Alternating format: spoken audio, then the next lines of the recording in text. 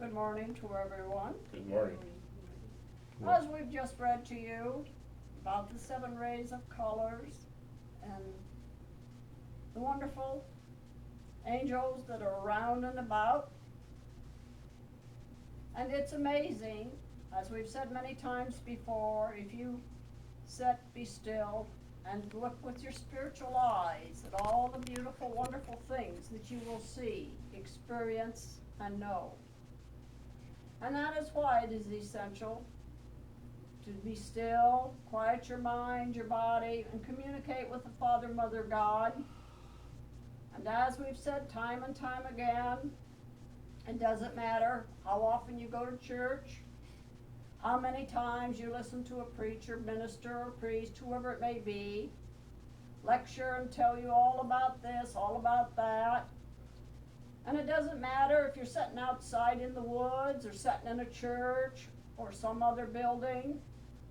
It is what you yourself can do.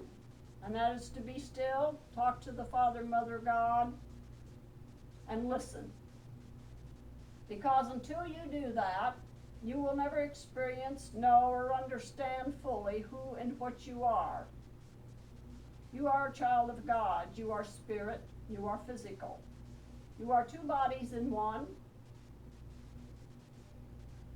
And as many of you have heard, read, and listened to others, and in your world it's quite common now, you'll hear people speaking about they were in perhaps a hospital room with a loved one and they felt this or sensed that, or they were in an accident and they looked up and seen this or seen that or whatever, and on it goes.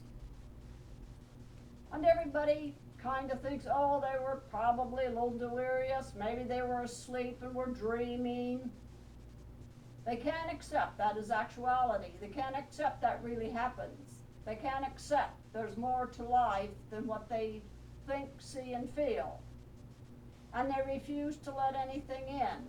I'm sure you've all heard many, many people say, oh, it's your imagination. Oh, well, that's just you. Oh, well, this is this and that's that. In other words, they're shutting their mind because they refuse to accept, to think about, or believe anything beyond what they want. And that's been the downfall of mankind for centuries and centuries. Man has always been given free will, so man has the right to believe just what he wants to believe when he wants to believe it. And if something doesn't appeal to them, make what they consider common sense, or have any rationality to it whatsoever, then of course it can't be. But there are many people in your world today coming more and more to the realization there are things that go on, there are things that is possible, there are things all around everyone that's not explainable. Because nowhere, down through the centuries of mankind, the evolution of earth, man, and the development of technology, and on it goes, nowhere is there a law written that says what is. And there is no such thing as this, that, and the other. Everything is possible with God. And right there sums it all up. So does that mean we can't see angels? We can't believe in angels? Does that mean we can't see God? We can't believe God? Does that mean this? Does that mean that? No, it doesn't. It means, what do you want to do? How do you want to think? What do you want to believe? What do you want to do with you in your life? The choices are yours. You have the right to choose and travel the path of light, and to sit down, be still, go within, and talk to the Father, Mother, God, and see what is there. And think about things, and decide for yourself whether you want to believe or not to believe. And to see for yourself what life is all about. For years, doctors had many beliefs in many things, but they couldn't talk or say anything because they knew their patients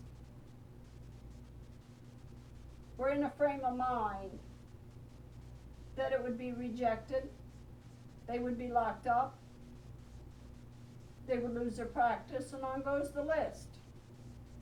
But the doctors have learned, and people have learned, because many times now they will hear the doctor say, it's all in God's hands. And when someone, a family member, someone is laying there in the bed and the doctor says it's in God's hands, most of them now, what do? They gather around the bed and they pray. And yet, you don't have to wait for that moment in time. You can get up in the morning and say a prayer for the day, for you, for everyone. You can say a prayer at night. You can say a prayer in the middle of the day. As we've said many times, put it into your own words, express your feelings, talk to the Father. Talk to the Father like you talk to your wife, your family, your friends, your boss, whoever. Just whatever pops in your head. He doesn't care. You don't have to sit down and go through a formality. You don't have to follow certain rules and regulations. You don't have to word everything in this form, that form, or a certain way. All the Father wants to hear is, here I am, Father. I did this. I would like to do that. What do you think about this? I want to say a prayer for that one. However, it makes him no difference. You're his child. He's there to care for you, love you, and guide you. That's all that matters. And as you open your spiritual doors, you begin to realize there's more to life than just looking around you and hear this. You begin to realize there's life everywhere. And as we were reading to you about colors, you get up in the morning, you look out, the trees are green, the sun is shining, the sky is blue. First thing you do, how wonderful you feel. How beautiful the day is. Look at the beautiful colors. And yet, the day it's dark and gloomy, thunder and lightning and pouring rain, what do? You get up, look out, and go, ugh, what a disgusting day. How gloomy, how dreary. And what you need to do there is transplant your thoughts and words with, well, it's a little gray out today, but that's all right. The rain is coming down, making the flowers grow, the trees grow, and everything green and beautiful. It's God's world. And I love raindrops, the feel of the rain. I love the sound of the rain hitting the roof,